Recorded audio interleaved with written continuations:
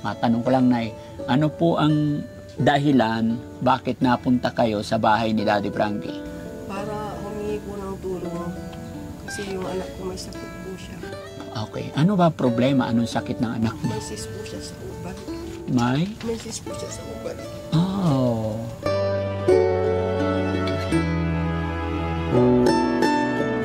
Tapos akala namin, nung last na, kinumpay namin siya, talagang wala na siyang malay.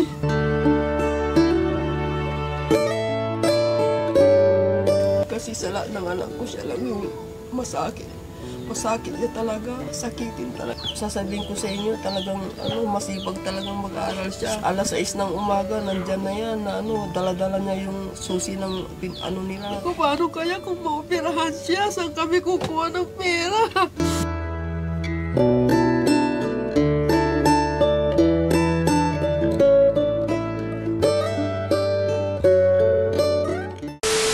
So yun mga kababayan, mga kabarangay, panibagong araw, panibagong vlog at magandang hapon po muli sa inyo.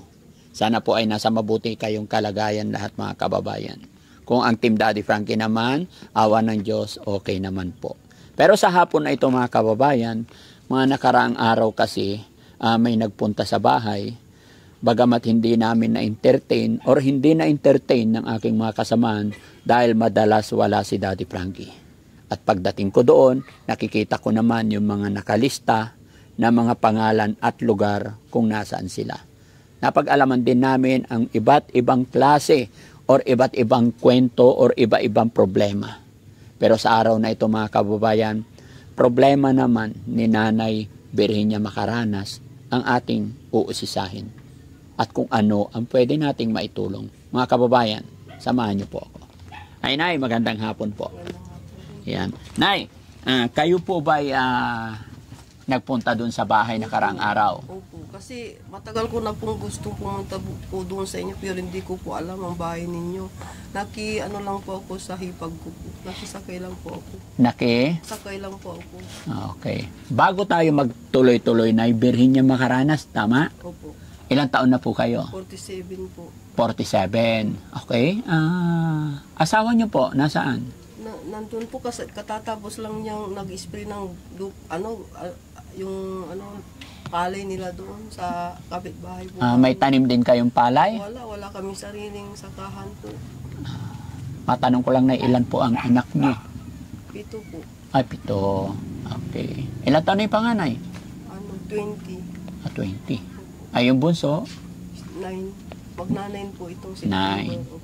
Okay. Matanong ko lang, Nay, ano po ang dahilan bakit napunta kayo sa bahay ni Daddy Frankie? Para humingi po ng tulong kasi yung anak ko may sakit po siya. Okay. Ano ba problema? Anong sakit ng anak mo? May cyst po siya sa uban. May cyst po siya sa uban. Oh.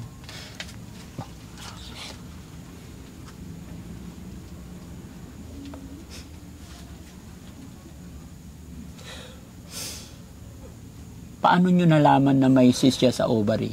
Biglaan na lang po kasi nakumpay po siya ng June tapos July. Saka itong August gusto na naman i-admit sa Bicol po. Ano po bang nararamdaman ng anak nyo? Nung tinakbo namin siya, wala na po siyang malay. Wala ko kung ano mangyayari sa anak ko. Nasaan po yung anak niyo? Dito po. Ay, nandyan? Opo. Pwede makita? Anak. 13 anyos pa lang po. 13. Anong pangalan niya? April po. April, anak, dito ka? Okay, tabi ka kay mama.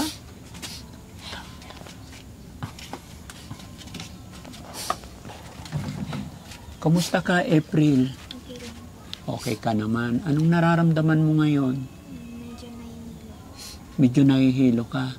Sabi mo na, gustong i-confine. Noong August pero... Sino nagsabing i-confine? Yung doktor niya, si Dr. Abugar po. Okay. Kasi mababa na naman po yung dugo niya. Saka weekly po kami sa ospital kasi follow-up check-up niya palagi kasi binabantayan po yung hemoglobin niya. Pag bumaba kasi ng itis, sasalinan na naman po siya ng dugo. Kaya, weekly po kami sa ospital. Weekly kayo sa ospital.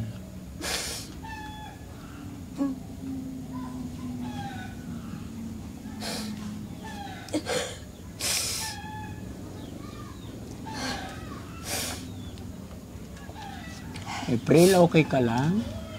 Ang ganda pa naman ni April. Nag-aaral ka, April? Naiyak si April. Kasi akala namin, nung last na, kinumpay namin siya, talagang wala na siyang malay.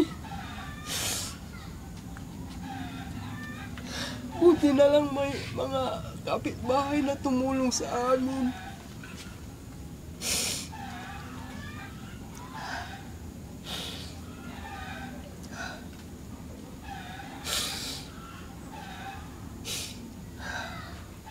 So, kailan ang balik niyo sa ospital, Nay?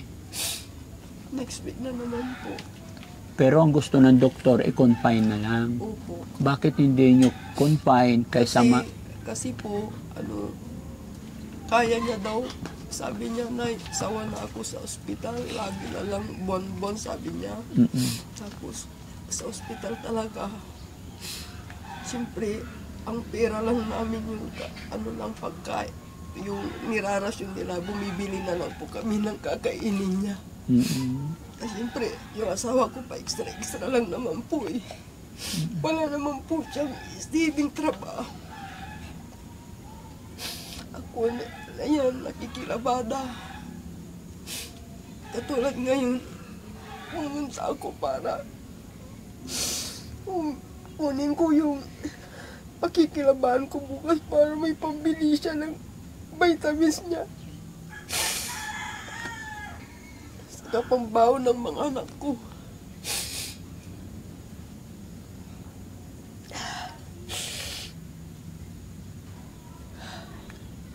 sabihin matagal ng sabi ni April, sabi mo na nagsasawa na si April sa ospital. Opo, kasi siyempre, July, nandun na naman kami, sabi niya. Kasi, dati kasi siya, kumbulsyonin po siya nung bata po siya. Tumigil lang siya, nagkumbulsyon nung 8 years old siya. Nalagpasan na niya yung pagkukumbulsyon being baby. Opo. Nawala siya nung 8 years old. Opo. Tapos ngayong 13 years old. Na naman po ngayon. Ito na naman, may problema na naman sa kanya. Kasi sa lahat ng anak ko, siya lang yung masakit. Masakit niya talaga, sakitin talaga siya. Sakitin si April. April, nag-aaral ka ba? Nag-aaral ka? Ano bang gusto mong course? Gusto ko pong maging criminology po. Gusto mong maging criminology. Buti hindi pa siya nakaka-absent sa school niya. Hindi po siya. Isang linggo na, mahigit 2 linggo na po siya hindi pumapasok po. 2 linggo. Kasi pag-uusapan daw namin ng principal, kasi yung principal nila nakalip kasi mayroon silang seminar. Oo. Saka yung teacher niya nakausap ko na kasi binigay ko na yung medical certificate na Yes. kailangan nila para ma-excuse siya. Sabi nila, kung ganyan palagi, tas siyempre palagi siyang nahihilo, nablablak yung paningin niya. Kaya sabi nila, magmumudyo na lang daw. Palagi siyang nahihilo doon. Opo. Minsan nga naglalaba nga ako, sabi, tinawagan ako, ay, auntie, yung anak niyo nahihilo na naman para akong na naman, tinawag ko yung bayaw ko. Sabi ko, idong, dalian mo, yung pamangkin mo, nahihilo na naman daw, sabi ko, kaya tumakbo kami sa school. Tapos, buti na lang may nagsakay sa kanya na pauwi dito. Ay natakot na naman ako. Hindi ako makalis-alis dito sa bahay dahil kaya na gusto ko maghanap buhay palagi. Hindi ako pwedeng makaalis-alis kasi ito nga binabantayan ko po siya. Sa bagay, tama naman yung suggest siguro or tama yung gustong mangyari ng principal tsaka teacher niya. Mag-module muna. Kaysa naman pag nasa school, hindi natin alam kung nahilo bigla, natumba. Opo, yun nga po. Walang mag-aalaga, mag-a-assist sa kanya. Baka mas mapapahamak, no? Opo. Kasi ito, sasabihin ko sa inyo, talagang masipag talagang mag-aaral siya. Alas 6 ng umaga, nandyan na yan, na dala-dala niya yung susi ng nila, yung kwarto nila sa school. Oo. Siya yung pinaghahawak ng teacher niya, kasi palagi siyang, pumapasok pag kina-absent mo yan, kaya na wala siyang baon, pumapasok po siya. Ay, minsan wala po siyang baon, talaga pumapasok siya.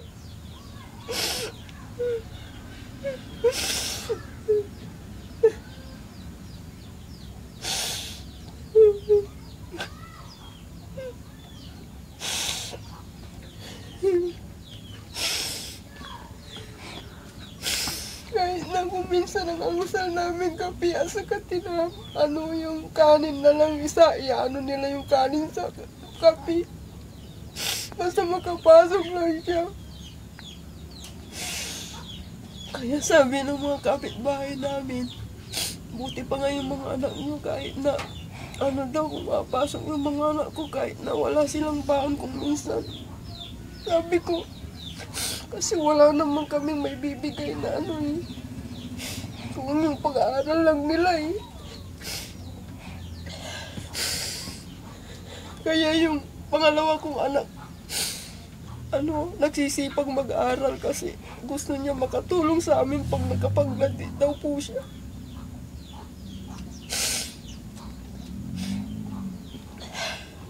Okay. Ano yung sakit ni April, Nay? May cyst po siya sa ovary. Sinabi na yun ng doktor. Nandyan po yung niya, lumalaki po Isang buwan pa lang, nakaagad, mahigit dalawang sentimeter. Anong sabi ng doktor? Anong dapat gawin para... May maintenance po siya na gamot.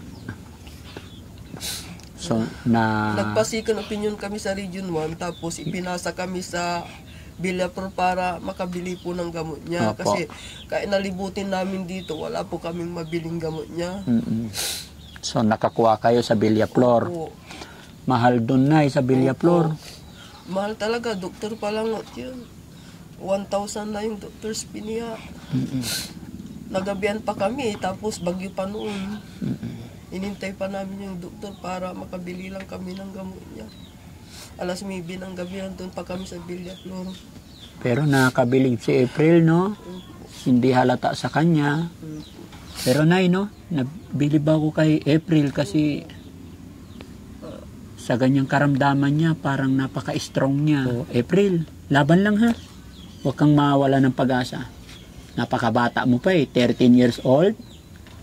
Pagsubok lang yan. Lagi mong iisipin yung payo ni nanay at tatay, mga kapatid mo.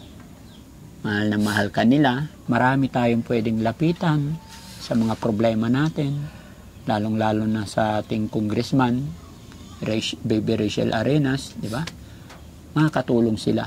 Tapos try natin lumapit sa Malasakit Center. April, ano naman siyempre, na alam mo rin, naririnig mo rin yung sinasabi ng doktor about sa sakit mo.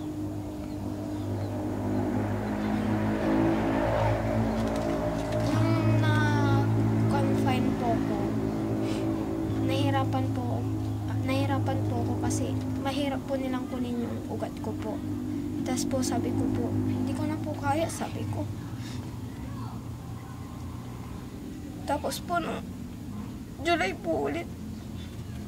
Sabi ko po, pagalingin niyo na po kuha mo. Kasi po hindi ko na po kaya yung sakit ko. Hindi na po ako nakakapasok. Tapos po, lagi po ako nagme-message kay ma'am pag di po ako nakakapasok kasi hindi ko po kayang pumasok talaga kasi po minsan nahimatay po ako. Nahihilo ka. Opo.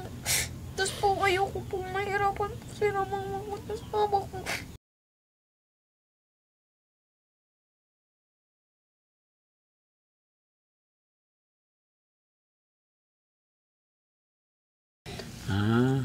Pagka nahihilo ka, iti-text mo si teacher na hindi ka makapasok. Opo. Sabi mo, ayaw mo nahihirapan si mama at papa. Bakit? Nakikita mo bang nahihirapan sila? Opo. Kasi po sa tuwing nag-aalaga po sila sa akin sa ospital, nakikita ko po yung paghihirap po nila. Tapos po pag minsan po kasi pag tinutulukan po ko ng swero po, minsan lumalarag po, tapos ililipat po ulit sa kahit saan po. Basta po may po nila. Oo, basta mahanap nila yung maganda ugat. Opo. Pero mahirap po talaga kaya palipat-lipat po sila. Mm. Pati po yung pananakit po ng tagiliran ko, hindi ko na po kaya iniiyak ko na lang po sa ospital.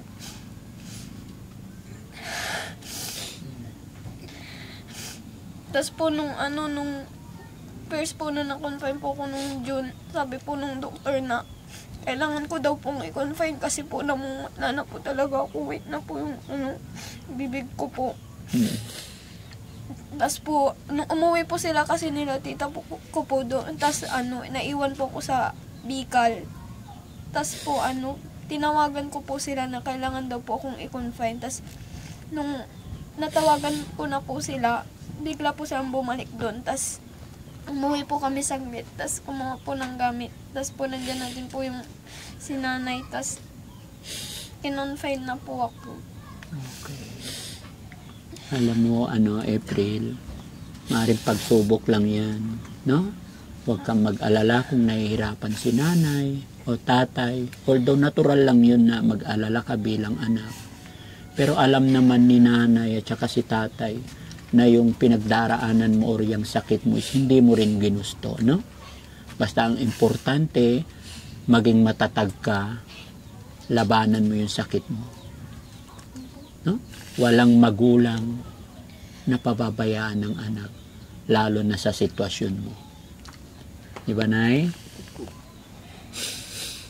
Yun nga lang, ang problema, ang mahirap sa sitwasyon ng nanay at tatay mo, ay mahirap lang tayo.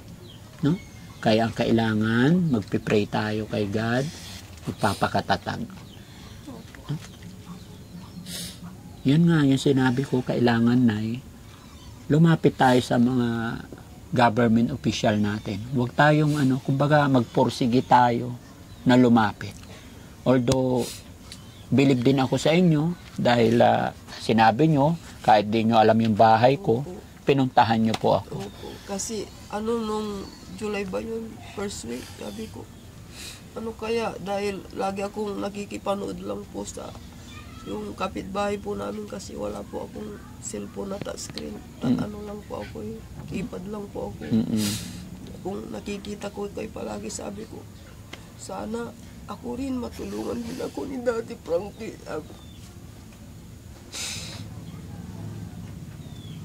Ang nakakaalam ng bahay niyo kasi yung yung doon sa kapitbahay po namin, nakirides lang po ako. Hayaan mo, na may awa ang Diyos, no? Nakakaawa mga kababayan, mga kabarangay. Napakabata pa ni April, sa edad niyang 13. Medyo hindi basta-basta yung kanyang sakit or yung sakit na dumapo sa kanya. Napanghinayang dahil napakasipag. Ayon kay nanay, masipag mag-aral, mataas ang kanyang marka, mataas ang kanyang grado. Pero gaya ng aking sinabi mga kababayan, ano't ano man po ang nangyayari or dumarating sa atin ay sadyang pagsubok lamang ni God. No? So April, naka-video tayo, i-upload namin ito. Maraming mga kapanood sa ating mga kababayan. May gusto kang sabihin o panawagan sa ating mga kababayan natin? Magandang araw po sa inyo kababayan. Ako nga po pala si April, 13 years old. Matulungan niyo po kami sa problema po namin kababayan. Sana po matustusan niyo po yung pangangailangan po namin sa pambili po ng gamot. Nagpapasalamat din po ako sa Ama natin na sa langit. Kasi sa pang-araw-araw, minsan binibigyan ng blessing, pero minsan hindi nasaswertihan. Hindi ko din po inaasahan tong sakit ko po na may cyst po sa ovary. Kaya po sana matulungan niyo po kami sa pambili po ng gamot. Yun lang po mga kababayan. Maraming salamat po. Si nanay naman, si nanay iyak ng iyak. Pati ako naiiyak, no? Ganon talaga ang ina. Kung ano yung pinagdadaanan ng anak, kung gaano kasakit yung nararamdaman ng anak, mas doble sakit sa puso't isipan ng magulang, no? Pero nay, lakasan mo pa ang loob mo. Kung pwede sana, kahit ako na lang. Kasi pag nakikita ko ang anak ko na ganyan, parang ako yung din, nadudurog yung puso ko pag nakikita ko ang anak kong ganyan. Pag sinasabi niyang sumasakit ang tiyan niya, sabi ko, ano na naman yan, anak? Sumasakit na naman. Na hindi ko na kaya, sabi niya. Kaya mo yan, anak. Kasi alam kong hindi tayo pababayaan ni Heavenly Father, sabi ko. Yes, tama na yun. Huwag kang panghinaan, nay. Pakita mong malakas ka para sa inyong anak. Napakabata pa niya. Napakaganda ng inyong anak. No? Opo, marami pa po siyang pangarap sa buhay. Kaya sabi ko, Ama, tulungan niyo po kami. Kalaban lang, no? Sige.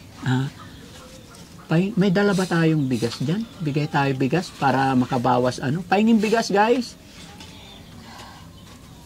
Makabawas sa expenses nila. Kagaya ngayon na mag-dinner na. Ano po yung ulam niyong hapunan? Kulay po. Gulay, okay. Ay, importante, Pero si April, yung pakiramdam mo, pagkain mo, okay pa naman. Hindi naapektuhan. Magana pa naman. Oo, habang nilalabanan mo yung sakit mo, siya naman ang samantalahin mo kumain ng gulay. Palakasin mo yung resistensya mo. Huwag kang magpuyat. Huwag magbabad sa cellphone. No? Wala naman po siyang cellphone. Wala kang cellphone. Wala po. Pinahiram po siya ng sa school ng yung tablet. Dalawa silang naghihiraman ng ate niya po. Okay. Mulat sa pool, hindi ka nagkaroon ng cellphone? Wala po, yung pangalawa ko lang. Hindi ka nabilhan ng mga kapatid mo? Wala, kasi nag-aaral pa po sila. Nag-aaral pa. Opo, tumigil nga po yung panganay ko. Second year college na dapat siya ngayon na criminology. Tumigil po siya dahil. Tuloy. Thank you, Kuya Tax. Salamat po. Ayan. Tayo dyan. Salamat po. Thank you, Boss Tax. Ayan. So, Nay, sana makatulong to sa inyo. Pero sabi mo, Nay, kailangan daw i-confine yung anak mo. Medyo dumidilim na. May ilaw ba tayo, Nay? Lang po kami sa kabila sa biyanan ko po kasi wala kami sariling Nakikiswitch lang kayo sa kabila. Opo. Sige. Pero sana, Nay, ma-confine mo bago mahuli ang lahat. No? Kasi po, galing po kami ng Wibis. Sabi nung doktor, yung hemoglobin niya tumaas ng 10. Kaya sabi nila good news. Tumaas na naman ng 10, naging 90. Kaya sabi nila sana magtuloy-tuloy daw kasi yung dugo niya kasi 80-60. Ang baba. Opo. Yun lang ang pinapaano namin. Tapos yung hemoglobin niya. Kasi pag natatalo kasi yung red Opo. Oo, kaya dapat hindi daw bumaba ng 80 yung red niya. Kailangan tumaas yon. Oo, kasi pag bumaba ng 80, sasalina na naman siya ng dugo. Kaya nga, doble So, anong pinakamaganda, Nay? Kumain ng mga gulay? Opo, gulay po talaga. So, yun ang gawin mo. Dahon ng malunggay po sa kasaluyo. Yun. Kasi yun lang naman palagi ang ulam namin kung minsan Oo. Madalang lang po kami mag-ulam ng isda kung mayroon lang, kung extra. Oo, isda, gulay lagi, Opo. Sige, Nay, no? Itong bigas, sana makatulong, no? Tsaka, Salamat po, Daddy Frankie.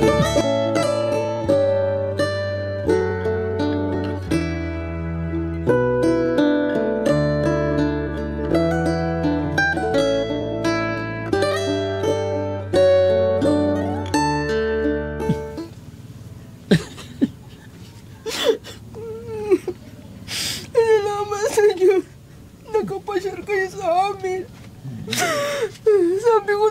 ko nandun sa Lazada, mapuntan kami ni Daddy Frankie. Sabi ko, ay salamat Lord. Salamat sa Panginoon talaga. Huh? Kanina nagsimba kami, sabi ko dun sa hipag ko, sana makapunta dito si Daddy Frankie, sabi ko. Nagkatotoo naman, salamat. Sige, Nay. Hindi tayo pababayaan ni God, no? Laban lang. Sige, Nay. Bukod sa bigas, para mapakonfine mo yung anak mo, bibigyan ko kayo ng pampakonfine, ha?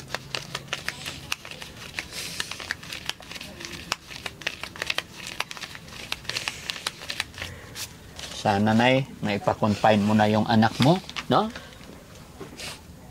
O, Nay, kamay mo, bilangin natin, no? 1, 2, 3, 4, 5, 6, 7, 8, 9, 10,000 na.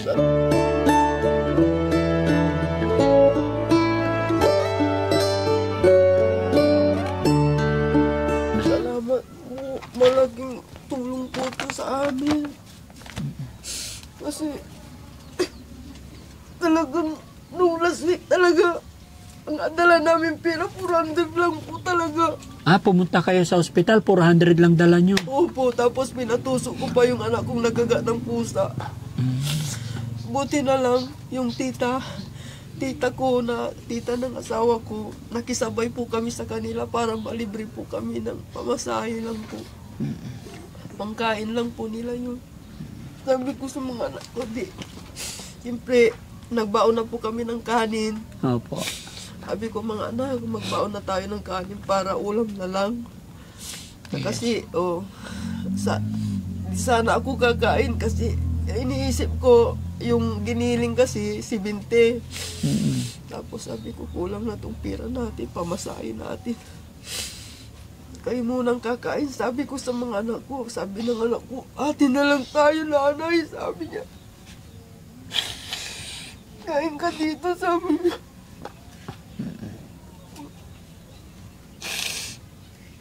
Hindi naman sila kakain kung di nila ako pakakain. Kasi yung mga anak ko, mahal na mahal niya kami. Laban lang, Nay. Huwag kayong mawala ng pag-asa, no? Hindi tayo pababayaan ni God. Diba, April? Laban lang, mag-pray ka lagi. No?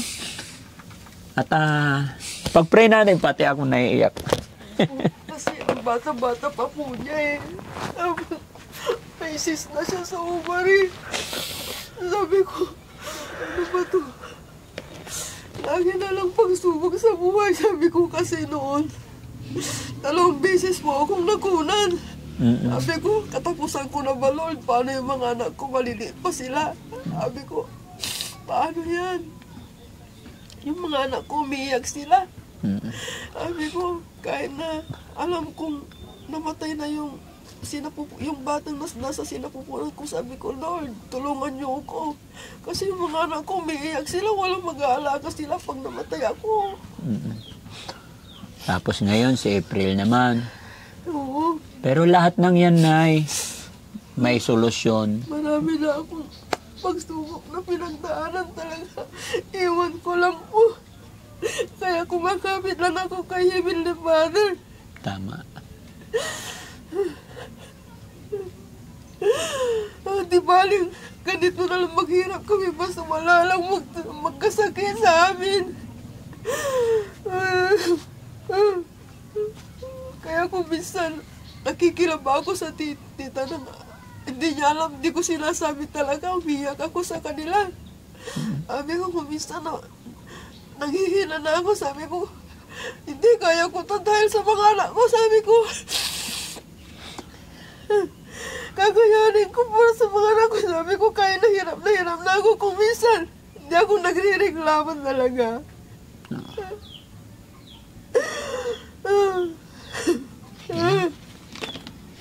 Laban lang, Nay. Alam ng anak ko ito, pag may problema ako, sabi ko, anak, hindi ako makatulog. Kasi kung minsan iniisip ko, paano kaya kung maoperahan siya, saan kami kukuha ng pera? Hindi namin alam kung saan kayo pupunta. Basta Nay, kung anong sinabi ng doktor, kung operahan, go. Pago mo. Lumapit kayo kung saan. Nay, ang pera kayang kitain. Pero ang buhay ng tao, minsan lang yan. No? Opo, kaya iniisip ko. Kaya lakasan lang natin ang loob natin. Kung ano yung sinabi ng doktor, sundin ninyo bago mahuli ang lahat. No? Opo. Sana yung 10,000 na yan ay simula na po ng paggaling niya. No? At loobin sana ng Panginoon na sana makabalik pa ako, makatulong pa ako. Sana, Daddy Frankie, salamat mo na lang. Opo. Sige lang, Nay.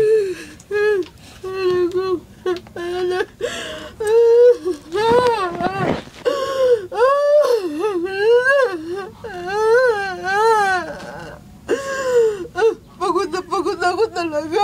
Hindi ko lang sinasabi sa asawa ko. Kung minsan nga di ako nagre-reklamo kaya pagod na ako. Kaya yan, Nay. Relax ka lang, Nay. Ha? Di ka naman high blood, ha? Kailangan, Nay, labanan natin para sa mga anak natin. Okay? April, di ba? Mahalin mo yung nanay mo. Pa-confine na kung kinakailangan bago mahuli ang lahat. At, may awa ang Diyos. Makakabalik pa si Daddy Frankie para makumusta si April. Ha?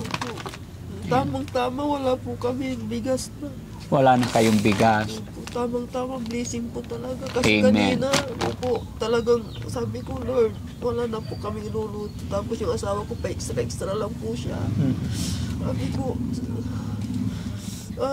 makapunta dito si Daddy Frankie. Sabi ko, para akong luka-luka. Kanina talaga, doon sa siya. Ewan ko lang kung naririnig ako ng mga kasama ko. Kasi kung minsan, hindi ko lang alam. Yung kuya ko kasi tinawagan ko din, wala din daw siya. Sabi ko, kuya, parang maluluka na yata ako. Sabi ko. Okay. Tapos magmumodule ka na.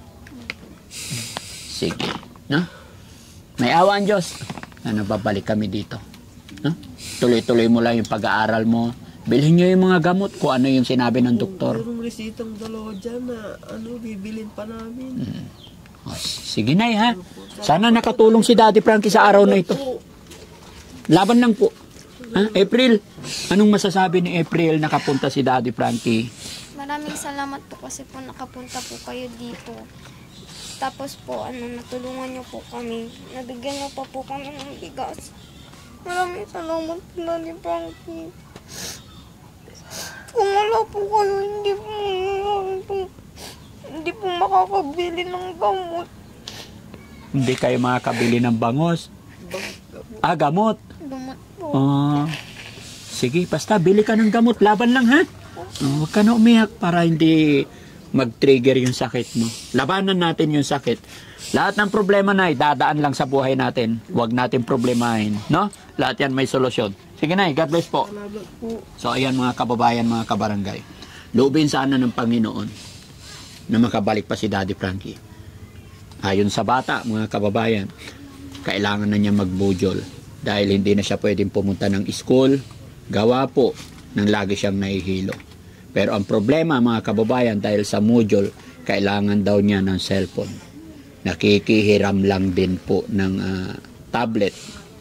Mga kababayan, mga kabarangay, baka may extra po kayong tablet dyan or mga pinaglumaan para magpatuloy kahit papano yung pag-aaral yung bata. No? At syempre mga kababayan, kung nanonood ka pa sa punto ng ito sa aking video, at kung sakaling naibigan at nagustuhan mo yung programa ni Daddy Frankie, maglalambing po ako. Pakishare naman po. Maraming salamat at magandang gabi. God bless po. Pagaling ka na para yung mga pangarap mo'y matupad mo. Kasi kayo lang ang inaasahan namin ng tatay mo para umahon tayo sa hirap. Nakikita mo naman yung kabuhayan natin. Nakikilabada lang ako. Kung wala kang pambili ng gamot, umuot lang ako. Kasi ginagawa ko yung kasi gusto kong makapag-aral kayo.